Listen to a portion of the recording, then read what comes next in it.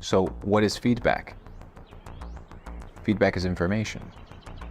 So once you receive feedback, let's say you go and experience something, you need to go and do some self-analysis and ask yourself, okay, how do I experience more of this, or how do I not experience this again? Like if you fuck up, you should do some introspection and some feedback analysis on why is it that you did what you did and how do you not repeat it? Most people are in feedback loops of negativity. They don't know how to exit them because they don't stop and analyze the feedback. So the loops that they're in, they're stuck. So what you need to do is position yourself like a stoic outside of your thoughts, your emotions, position yourself out there, observe what is taking place and ask yourself, how do you correct it and how do you improve it? The scientific method is the method that I utilize as a basic framework for determining whether something is going to be useful for me or not. The scientific method is very simple. You know, you go from observation to analysis, to thesis, to hypothesis, to testing, to observing, and then to, if you have to, iterate. And then you continue until you find truth. Science is the pursuit of truth, right? So what you need to do is have a pattern as to how you think, a model of thinking that lets you filter truth. If I ask you right now, how do you filter a thought, whether it's true or not? Do you have a process of thought that you go through? Most people don't, but you can develop one very quickly. That's why most people fall prey to propaganda. They can't.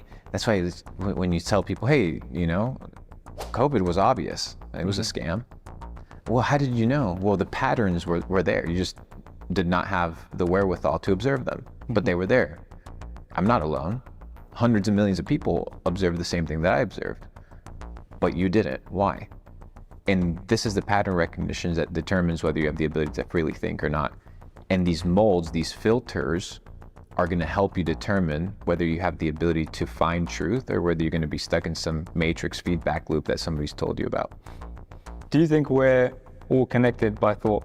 There's some sort of joint consciousness. There's a mind saying lakik alakin, and that basically means that I'm just another you. I mean, once again, if we're receivers of information and we're operating off of a frequency, you can vibe with somebody by being in the same frequency state. That's why when two people smoke a joint, they can hang out together because they're in the same vibe. That's pretty much the most basic example for the average person to understand. When you go to a concert, you're listening to the same music, the same vibes, the same frequencies. You start, getting in rhythm. You go in bed, you cuddle with your girl, your heart start beating at the same pace. You feel connected, right? You're vibrating at the same frequency. Many instances of life. So yes, you can be connected, but you can also be highly disconnected to people because you're in a completely different plane of reality. So it also depends on where you are. But once again, you'll attract the people that you deserve to attract based off of who you are. I agree.